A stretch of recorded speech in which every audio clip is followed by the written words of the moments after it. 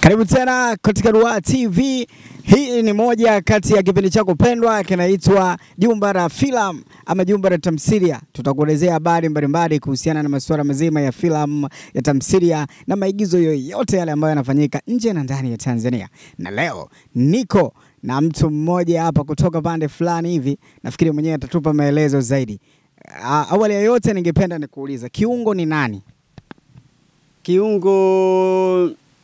Kiungo naitwa Kiungo Likwina. Kiungo Salum Likwina. Kwa jina la sanaa naitwa tu Kiungo. Nikiwa ni mwenyekiti wa kundi. Kundi letu linaitwa Karibu Kwetu Sanaa Group. Kiungo mnapatikana wapi au katika mkoa gani? Tunapatikana katika mkoa wa Morogoro, wilaya ya Kilombero. Kwa hiyo mpaka hivi sasa tuko Mang'ura hapa. Sahihi kabisa. Kiungo, safari yako ya sanaa ipoje? Safari yangu ya sanaa sio mbaya sana na sio nzuri sana. Kwa kuwa huwa tuna kaida yetu tunafanya sanaa, tunahangaika vijijini. Kwanza ni washukuru watu wa TV, leo mmekuja kwetu kuja kutusupport. Hilo ni washukuru sana. Asante sana Ruwaha TV, tunashukuru sana.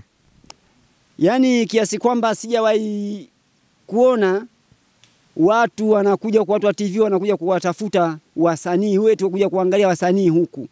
Siku zote kutatu tunawafuata kwao. Lakini leo hili limenifurahisha sana na nina imani sasa sanaa sasa itakuwa imekuwa.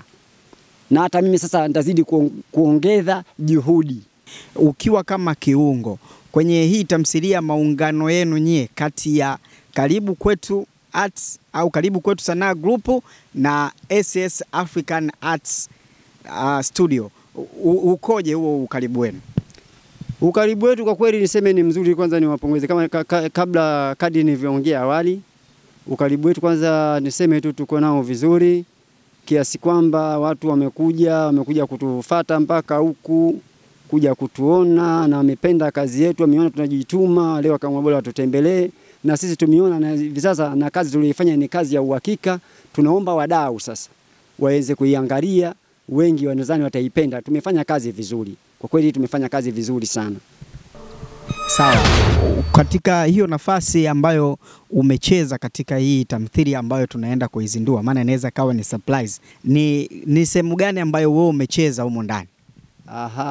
Mimi hapo nimecheza kama main character wa kucheza kama vile mimi yani nimejitambulisha kwa kuitwa mimi ni Mzee Mwinyi. Wengi watasikia kutoa Mzee Mwinyi, unaona? Kwa mimi nimecheza katika vipande hivi kama ni muhusika mkuu wa uchawi. Okay, na vipi inaonekana muonekano wako unathadiki na ile namna ambayo unaigizaga katika misingi ya kiuchawi? Una chochote kuhusiana na masuala mazima ya kishirikina?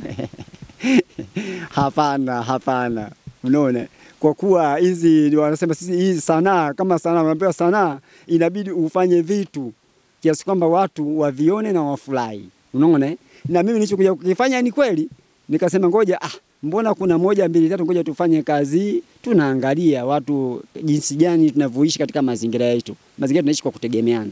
Kwa hiyo unajua kabisa kwa nini nikifanya hivi watu watapenda. Na ni changamoto ipi ambayo umeweza kukutana nayo au mmeweza kukutana nayo wakati mkiwa location? Kwa kweli labda nizungumze tu ukweli. Changamoto zipo lakini changamoto sio kubwa sana, kwa kuwa niseme tu ukweli, mwenye hii kazi kwanza niseme kajipanga, kaiandaa kazi yake. Kwa kweli tukiwa tukihitaji kitu tunakipata kwa wakati. Hapo unamzungumzia Bwana Sengo. Bwana Sengo. Yaani kazi yake kaiandaa vizuri na kwetu kwa tukitaka yani kwa tunaona kama tunakufanyia shughuli zetu kwenye msitu mnene nini, lakini mtu yuko tayari kutuletea huku tunakula vizuri. Maji tunakunywa maji yaliyokuwa safi. Hapo tuko msituni, anatuletea maji safi. Gari nzima anatuletea kwa maji safi. Na nini kwa mfano leo hii tukasema tusitoe hii kazi katika ile siku ambayo mmepanga kuitoa, mkasema tunatakiwa turudi tena location. Sini gani ya unahisi kwamba nikienda tena location nitaua zaidi? Yaani katika vile vipande nilivyocheza, nikienda tena kule, yaani sasa hivi ndo nitaumiza zaidi. Kwa mfano leo hii tukamwambia director Sengo VFX kutoka SS Arts Studio akutafutie moja kati ya main character au character ambao wenye majina wale maarufu, tunasema wale ambao tayari wameshatoka, ulipenda hii kazi kama inaendelea wewe ucheze na nani? Na ni mimi kwanza nilimpenda Mr. Gabo. Kwa hiyo unataka kuniambia sasa hivi hapa tukisema tutume barua kwa Sengo VFX, moja kati ya viongozi wa SS Art Studio, atuletee mtu kama Gabo, wewe utafurahi sana kwenye hii tamthilia mkiendelea naye? Kwangu nitafurahi sana tena sana na tena sana. Unaona, kwa kuwa nampenda mtu anajituma, anapoamua kuchukua usili hadhi, yuko yani anabeba jambo lile, analibeba uhusika wa jambo. Unaona, anaposhinda anabeba uhusika wa jambo. Akisema nichukue msemo fulani, anachukua msemo ule ule. Baadhi ya kuna vitu lakini nijifunze kwake, japo mimi nasema nimecheza, lakini bado kuna vitu lakini nijifunze kwa wenzangu. Kuna watu wanasema sanaa inapoteza muda, sanaa inavua utu uzima wako kwa wewe ulionao. Sanaa sio kitu kiema sana, kwa sababu kwenye makundi ya sanaa watu wanaofusika wanafanya na mambo mengine. Wewe unawapa ushauri gani? Labda nikuzungumzie kupitia jambo hilo inabidi nikae kwa kina sana kueleze vizuri. Ufusika hata usipoingia kwenye sanaa, ufusika utaufanya tu. Sio, umenielewa? Lakini nataka nikwambie kitu kimoja. Sanaa kwanza ukae na kujua sanaa ni maisha ya watu. Sanaa ni kazi kama kazi nyingine. Unaona? Hapa nilipo unaponiona, mimi nimeachia kazi ndogo ndogo tu, na kameraman wangu alikuwa ni huyo Sengo ambaye leo anaachia kazi hii, ambaye anaitwaje, Mwananzoka. Unaona? Lakini kwa kweli baadhi ya sehemu niliweza kushuti watu wakaipenda, na nikaipeleka baadhi ya wilaya nyingine, waliipokea na waliifanyia uzinduzi mkubwa. Uwezi amini, nikaja nikapata pesa, nikajiuliza inakuwaje, kumbe sanaa ni kazi kweli kama kazi zingine. Kwa sababu nilikuwa nafanya tu sanaa na shoot, nafanya nini, movies na kuja na nazo ndani. Ni sini gani wewe uwezi kucheza? Na ni mimi. Yaani labda niwaambieni ndugu zanguni wasanii, mnaoniangalia hapo mbele, mnisikilize vizuri. Msanii yoyote, msanii kama kiraka. Yaani msanii takia uwe kama kiraka. Sio msanii, tunasema mimi nacheza sinifasi iwezi. Msanii kiraka hakichagui sehemu ya kukaa. Kiraka ukiweka kwa pani kitakaa, ukiweka mgongoni kitakaa. Ukiweka sehemu ya kijambio itakaa. Msanii kama kiraka. Yaani naomba mnieleze au niwaambie, niwafikishie ujumbe huu. Msanii kama kiraka, na msanii usiwe na aibu. Ukisha kuwa na aibu wewe sio msanii. Okay. Mfano leo hii hapa unazifahamu tattoo kwanza? Kwa kuwa tattoo kweli nazifahamu. Ikitokea mtu anataka kulipia hela utengeneze tattoo, utatengeneza tattoo ya aina gani? Yaani labda niongelee jambo hilo, umesie? Kwenye tattoo kwa kweli, kwenye upande wangu sintakuwa niko tayari, siko tayari. Kweli nazifahamu, lakini tattoo kwangu sintakuwa tayari. Mwandishi ameandika inatakiwa ni moja kati ya madigala, yani watu wenye fedha katika eneo fulani, lakini hiyo digala na tattoo, inakuwaje hiyo scene wewe kucheza? Inategemeana, labda tattoo kama kuandikwa, labda itumie kuandikwa tusio ya kubandika, ya kuweka moja kwa moja kukaa milele. Unaona? Naweza nikapendekeza kwa kuwa atakaponieleza kwa nataka nifanyie, basi nitamueleza nataka tattoo. Yaani pale atakavyokuja, mimi huwa napenda inapokuja kazi na mdau anakuwa na mawazo, sema nitafanya kitu fulani. Siwezi kuzungumzia leo nitafanya kitu fulani, kumbe mbele mimi ni binadamu. Binadamu tunaishi kwa nafsi. Nafsi ina matamanio. Leo natamani kitu fulani, kesho naweza kusema ile nilichagua ilikuwa ni mbaya. Na sasa niko na moja kati ya waigizaji katika tamthilia ambayo inaenda kuzinduliwa hapa au inaenda kuachiwa katika mjini YouTube hivi karibuni, na huyu si mwingine anaitwa Mama Lulu. Mama Lulu, kwa nini umeshindwa kumfundisha mwanao vizuri kwenye sakata zima la uchawi imempelekea mpaka kudondoka? Babu!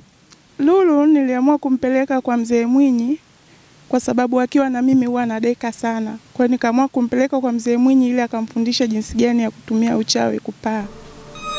Ukiachana na Mama Lulu, wanakuitaje katika namna nyingine? Majina yangu mimi naitwa Mariam Saidi Kidole. Ni kwa nini uliamua kuingia kwenye tasnia ya filamu? Niliamua kuingia kwenye filamu kwa sababu ni kitu ambacho mimi nakipenda sana na ilikuwa ni ndoto yangu.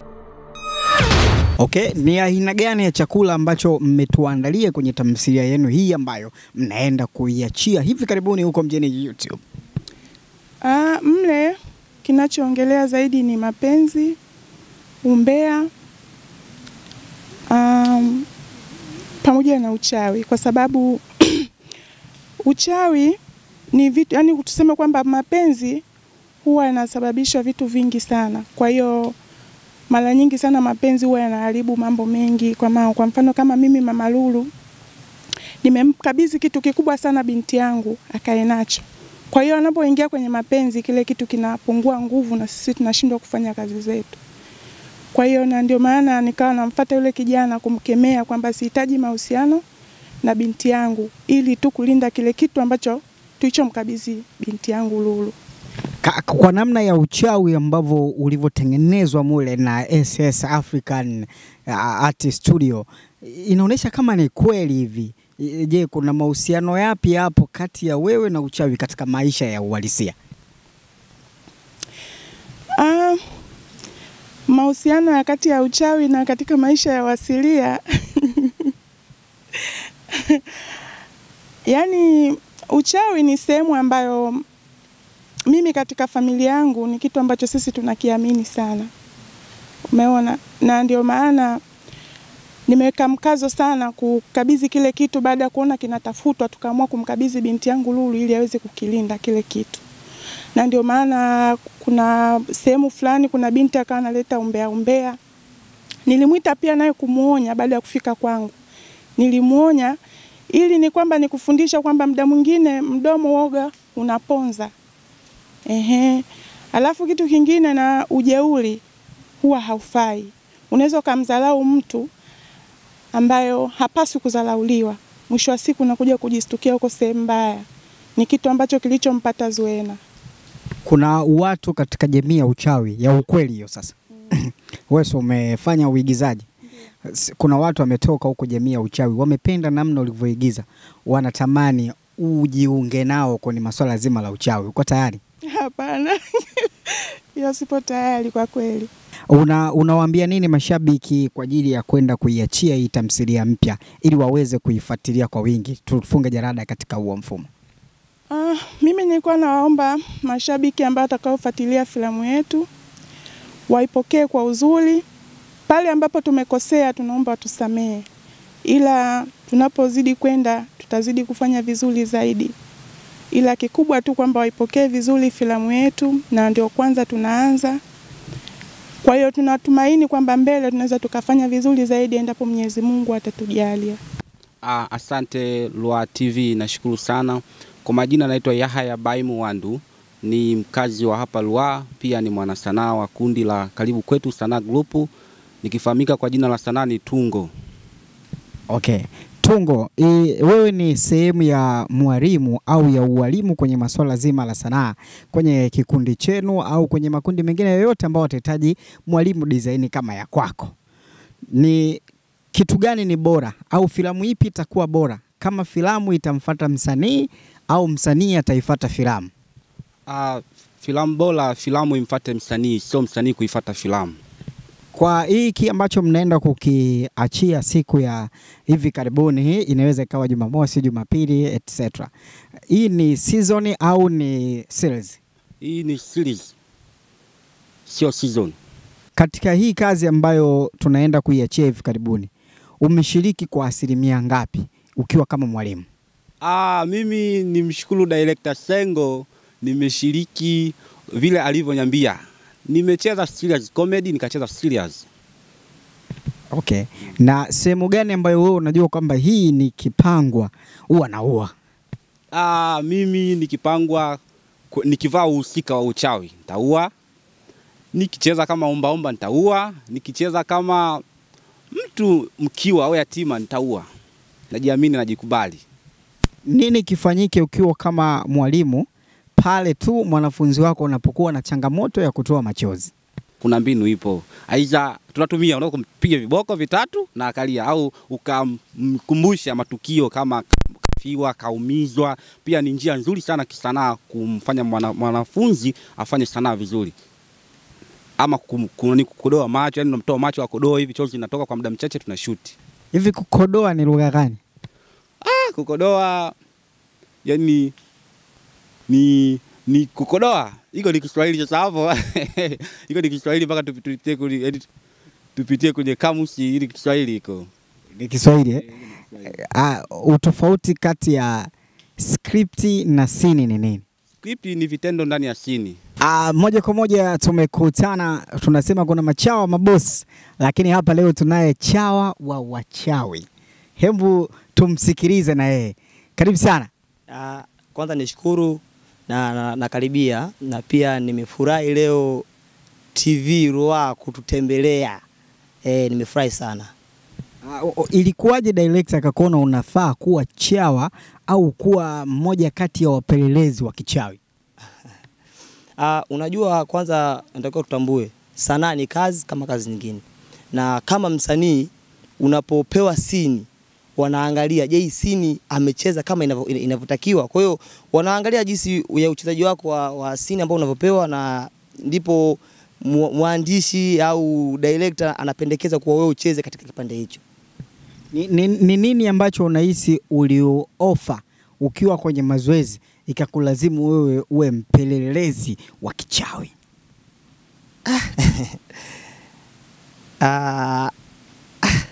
Noma sana. Hebu naomba kurudi kidogo kuniza tele swali nikuelewe vizuri, maana unajua. Ni nini ambacho ulioffer? Manake hii kazi imetengenezwa na SS African Art Studio, lakini pia imeshirikiana na Karibu Kwetu Sanaa Group. Kitu gani ulioffer uongozi wa sehemu zote mbili wakaona huyu anafaa kuwa mpelelezi wa kichawi? Hiyo bwana ni kazi ya mwalimu. Mwalimu alivyoona kuwa mimi nafaa kuwa ni mpelelezi, basi akaamua nicheze kama mpelelezi. Hii kazi ya kimwalimu bwana.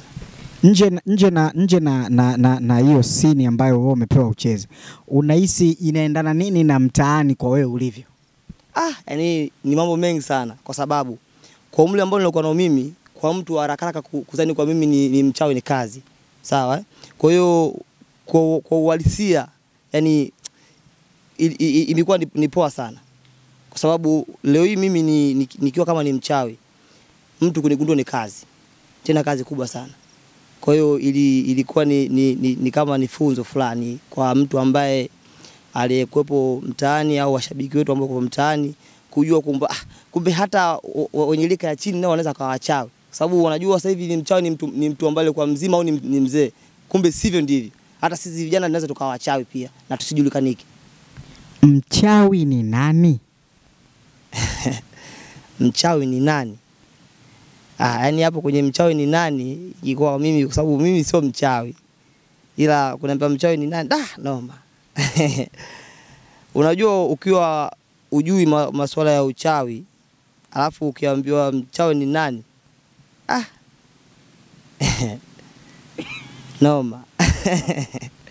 Okay, hii ni Ruaha TV. Tunaendelea na maswali yetu. Kama una swali lingine lolote unaweza kushusha kwenye comment yako hapa ndani ya Ruaha TV katika jumba la filamu, unaweza kupata habari zaidi na zaidi. Kuna tamthilia gani ambayo iko sasa hivi wewe unapenda na wewe ungeshiriki? Mimi bwana napenda kuendelea kushiriki sana tamthilia hii ambayo ilianzishwa Moyo wa Uchawi. Niendelee kuwepo na pia nifanye vizuri zaidi. Swali lipi unahisi sijakuuliza? Yani umeuliza maswali yote lakini hujaanza mimi naitwa nani. Sababu leo watu wanaona tu naojiwa afu wanajui ni nani na kwa noma. Karibu. Kwa majina naitwa Ahmadi Muhammad Mburage, ambao ni jina nilopewa na wazazi wangu wote wawili, na pia katika sanaa huwa napenda sana kutumia jina la Apate TZ. Apate TZ. Yeah. Kwa mimi naye nipate. Yani yeyote yule apate. Okay. Unaitwa nani? Kwa majina naitwa Anastasia sana Masanja. Ni mshiriki wa tamthilia ya Moyo wa Uchawi. Sawa, unasoma? Ndio. Kidato cha ngapi? Cha 3. Unawezaje kumanage kati ya shule na sanaa? muda, nazingatia muda wa masomo na pia nazingatia muda wa mazoezi. Kwa hiyo naweza kumaintain vitu hivyo. Asante sana, tunafunga jarada katika 1 na 2 hapo. Gabo ametokea katika mara nyingine tena. Natumaini hii atakuwa ameifikia, itabidi tumtagi ili aweze kuona ni kiasi gani watu kutoka Kilombero wana appreciate sana kutoka kwake. Yes, nafunga jarada kwa mfumo wa namna hiyo. Naitwa Yasa Abubakari na hii ni Ruaha TV. Shout out sana kwako Director Sengo VFX.